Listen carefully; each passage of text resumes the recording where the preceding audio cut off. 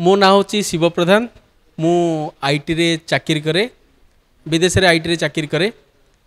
विगत किछि दिन है मु व्यंग कविता माध्यम रे आमर राजनैतिक विभिन्न प्रकार राजनैतिक जो घटनावली घटुची ताकू वर्णना करी आछि।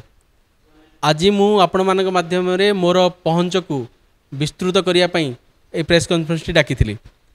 मोर शीर्षक आज थिला जे ओडिया स्वाभिमान और अस्मितार दायित्व ओडिया युव समाजर ओडिया स्वाभिमान और अस्मितार स्थायित्व ओडिया युव समाजर दायित्व।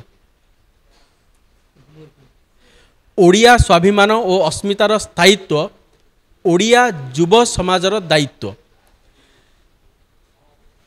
आपण जोटा कहले जे कहीं डकई मते आज वर्तमान राजनैतिक परिस्थिति को देखी मते लगुच जे आम समाज आम ओडिया समाज राजनैतिक दृष्टिकोण गोटे शीत सुप्तता भितर को जाइछि। कारण जदि न जाई थांता ताहले जड़े अण ओडिया आम नेता माननकु मंचरू टाणी न थांदे, आम नेता माननकु मंचरू भिड़ी टाणु न थांदे।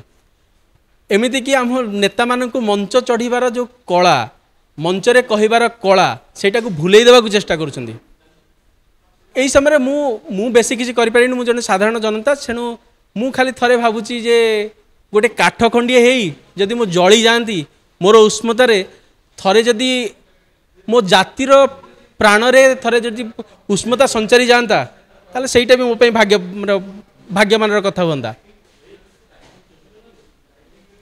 बहुत समय हेले मु जबे भी मो सांग मान सहित कथा हुए बेले बेले किए किए कहती जे कौन असुविधा अच्छी माने ये तो बहुत कुछ डेवलपमेंट होची ओडिया हूँ अण ओडिया हूँ जहाँ भी हो कौन से असुविधा अच्छी। मु थे गोटे कथा कहूँ चाहूँगी एबे खरा दिने आम समस्त छाई दरकार छाई दरकार बोली कौन आपण दुआरे गोटे बिछुआती लगेबेनी।